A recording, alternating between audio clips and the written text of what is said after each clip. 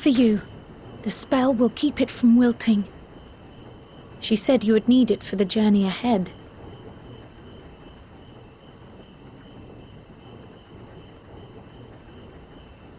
Will you speak with her now? I cannot hope to match Minfilia's clarity, of course, but...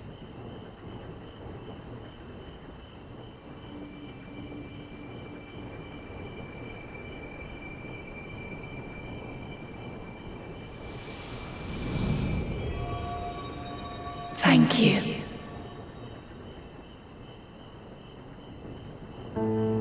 Do not worry. She has lent me her body for only a moment. Just as I could not save the first from the flood of light, it has become arduous for me to interact with the physical world without assistance. Though I might converse with you for a time, the incorporeal form I assumed on the ship would be incapable of casting even the simplest enchantment. It is in the depths of the ethereal sea, the place to which all life returns, where my influence is greatest. After Minfilia's sacrifice on the first, it was to the sea, here in the source, where I ferried her soul. I wished that gentle spirit to find rest in the world she loved so well.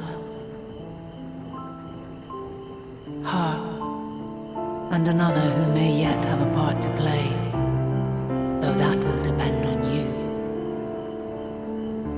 Take the flower, walk free, for you are free, to go where you wish, to believe what you will.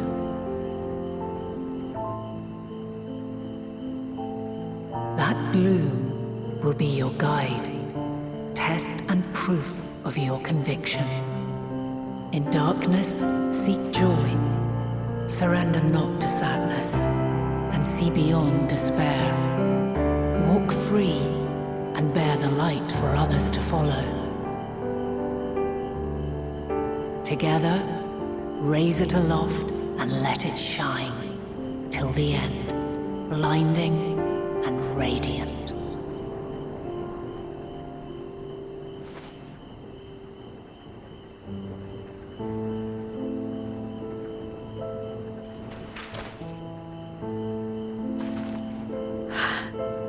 Was all too brief. Already she seems so far away.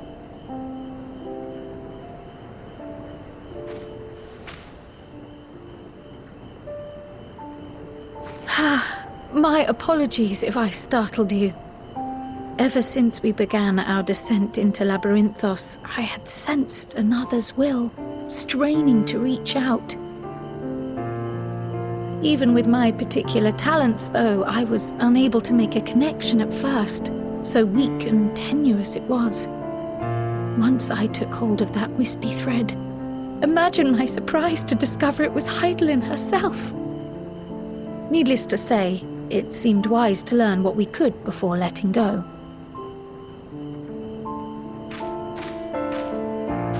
Her answers were more cryptic than I would have liked, but at least she left us with a guide of sorts, that unusual flower.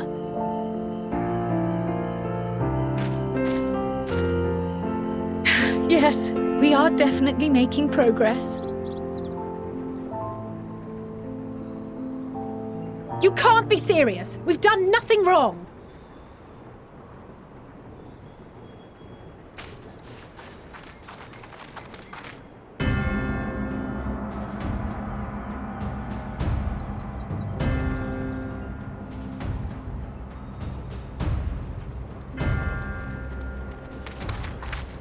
Master Fortuno?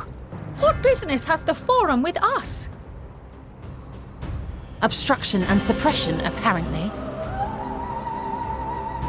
Mistress Baldessian, our records show you facilitated the Scions' entrance into Sharlayan by claiming them as assistants for your organization.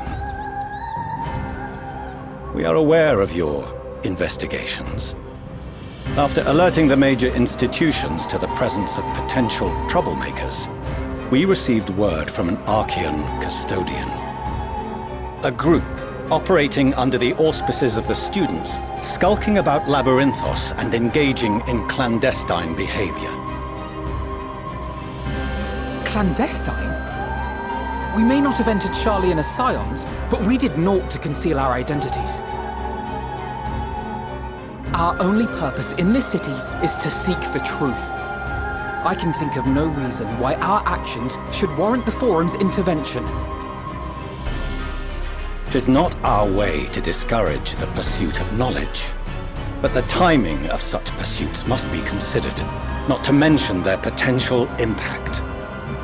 With the world in chaos, we, the true caretakers of wisdom, have committed ourselves to an undertaking that demands the utmost discretion. And we will not risk its success by turning a blind eye to disruptive foreign elements in our midst. What then is to be our fate? Will you put us on a ship back to Eorzea? The Forum will convene to examine your case. The results of said inquiry will determine your future in this city. As for your absent companion, he has already been detained. Grah! But why? Is reading a crime now, too? Reading is encouraged, celebrated even. Not, however, of the volumes shelved in the restricted section of the library.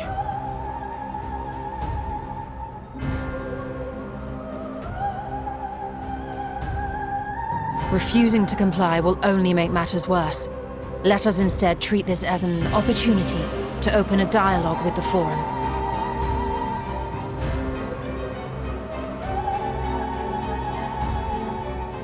Silence is often one's best defense. I would advise against prolonging the proceedings with frivolous discourse.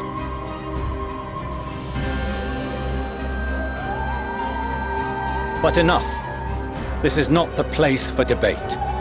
The rostra await.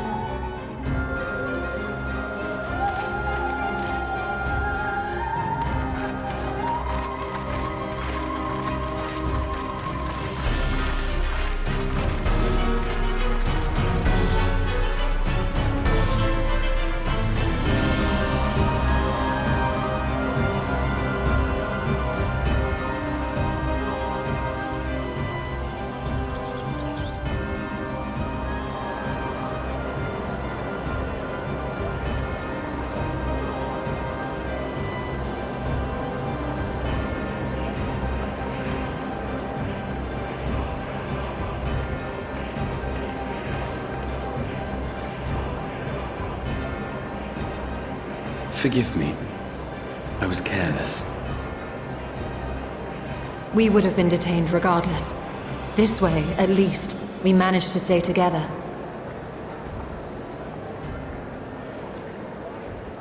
I trust your time within the Forbidden Archives was well spent.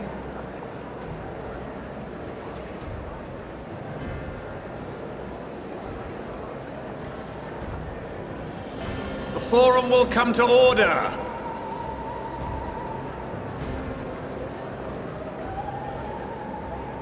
This inquiry is now in session. As Speaker-elect, I will be presiding over the day's proceedings. Master Fortuner, would you be so kind as to restate the matter which compelled you to summon your colleagues with such urgency?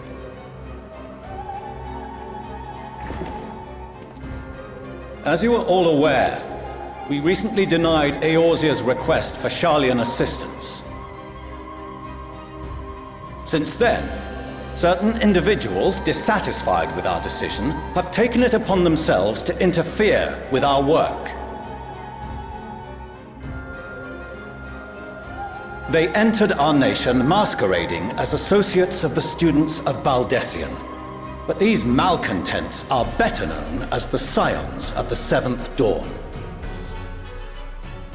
These militants wield influence with both the Eorzean and Eastern alliances, and are inextricably involved with the crises presently afflicting the world at large. Loose in our city, these warmongers sought to meddle with and expose matters of state secret. What are they, if not a dire threat to be expelled?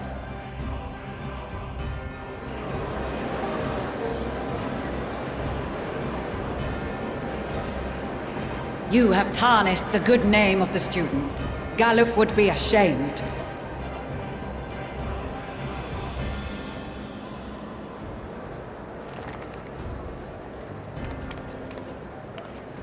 Galuf Baldessian was never one to forsake his fellow man.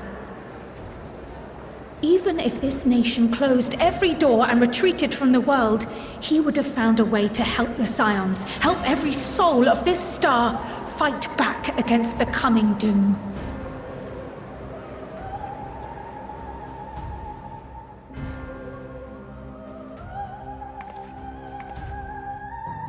A terrible enemy stands poised to lay waste to all we hold dear.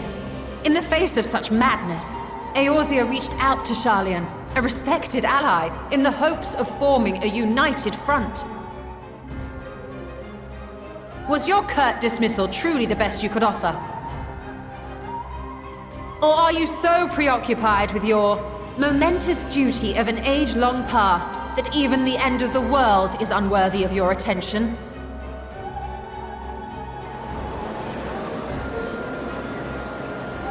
Whence came this revelation? From the mouth of a Forum member within fortuitous earshot. Then it seems your findings support my own.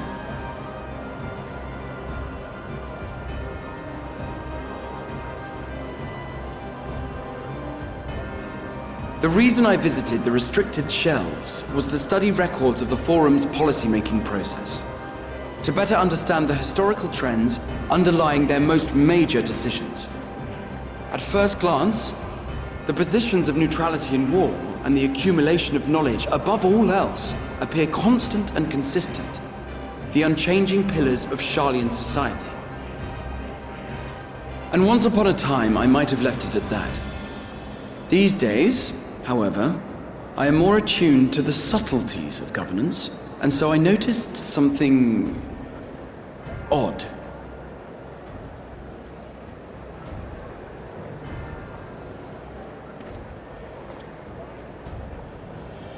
From a particular point in time, the purpose of these policies shifted.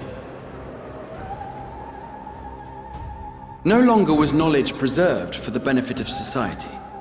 Rather, society was to be gradually reshaped to ensure the preservation of knowledge.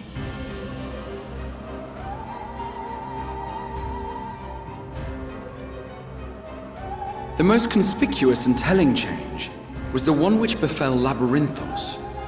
Once little more than an oversized storehouse, an enormous allocation of funds saw it transformed into an advanced research and archival facility. I also discovered a fascinating account on the finances of our Dravanian colony. The settlement attracted students from far and wide, and the connections and tuition fees thus acquired were funneled into further improvements for the archives. Now, there is no question that our nation's progress is tied to the acquisition of wisdom. Nevertheless, the vast resources diverted for this purpose borders on the obscene. But returning to the matter of when, our change in course appears to have been made some 270 years ago. The very same period when Sharlayan scholars in the hinterlands began a formal study of the ethereal sea.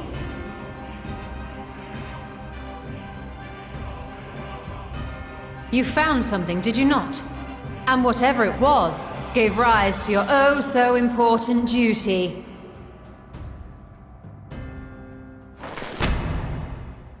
Mind your tongue, Archon. If you had seen...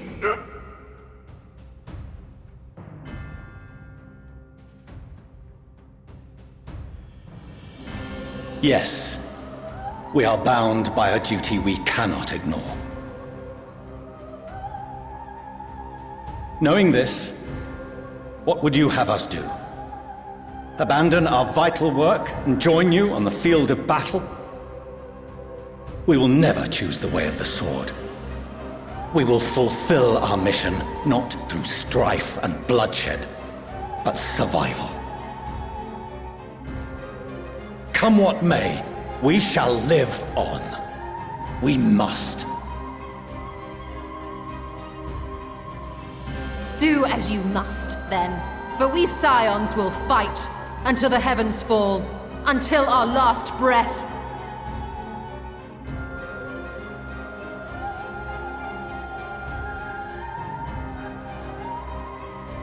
Such misguided zeal.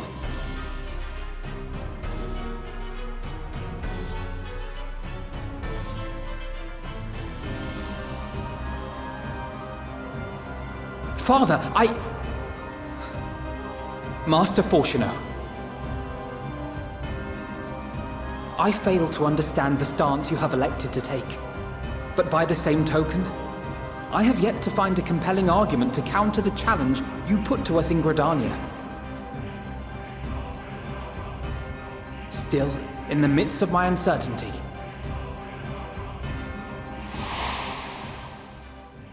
I must trust in myself to do what is right, as others have chosen to trust in me.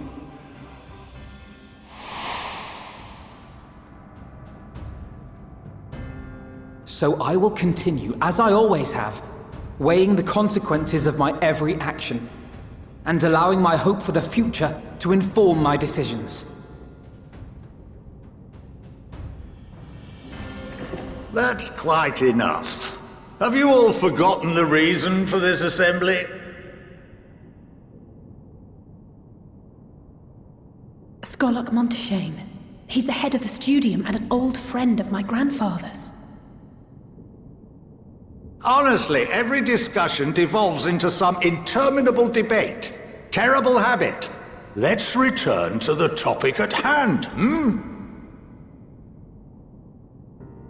By their own admission, these Scions have resolved to fight alongside the Eorzean nations against the doom which swift approaches.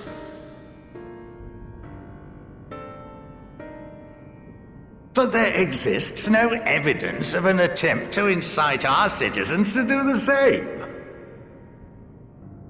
Furthermore, while our decision may well have been the correct one, we cannot simply bull our way through these disagreements without inviting doubts or objections. Put yourselves in their place. Who among you would leave a tome unopened if an elder forbid you read it with no reason given? No. If we're to quell further discontent, then we must conclude this matter with a fair and even hand.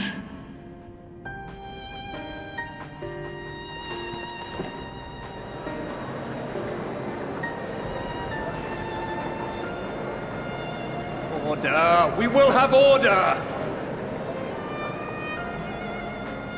Master Monteshane raises some valid points.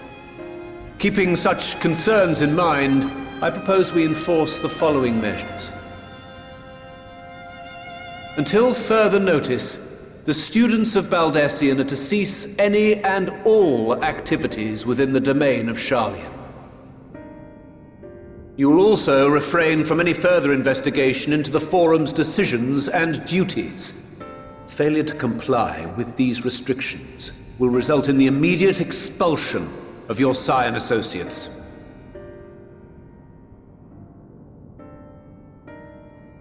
Let us put this judgment to a vote. All in favor, raise your hand.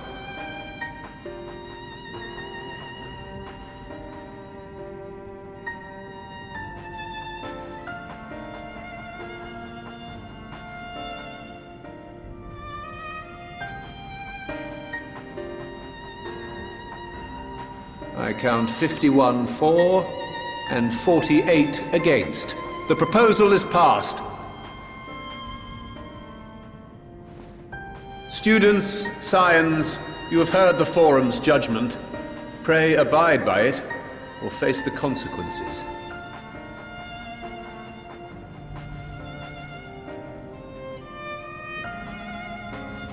Honored members, I thank you for your time. This inquiry is concluded.